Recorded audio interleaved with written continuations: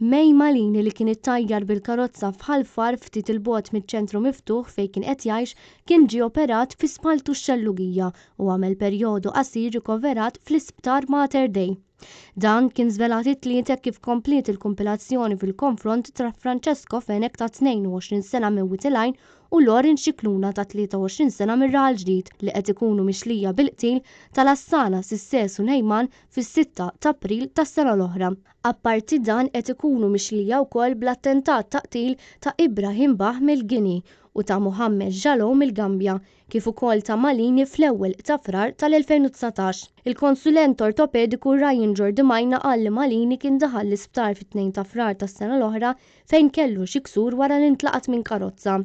Malini li llum għandu 18-il sena miċċat diġà xed f'dawn il-proċeduri fejn kien spjega lill-qorti li ntlaqat minn wara minn karozza li baqgħet sejra. Iż-żewġ soldati qegħdin iwieġbu li mhumiex ħatja tal-qtil u attentat ta' qtil b'mottiv ta' mibeda razzjali. F'Diċembru li għadda l-qorti kienet laqat it-talba l-libertà proviżorja taż-żewġ akkużati taħt diversi kondizzjonijiet fosthom li jiffirmaw kuljum fassa tal-pulizija iħallsu depożitu ta' 30,000 euro u garanzija personali ta' 20,000 euro fil-waqt li jibqgħu id-dar bejn is-7 ta' filgħaxija u s-6 ta' filgħodu.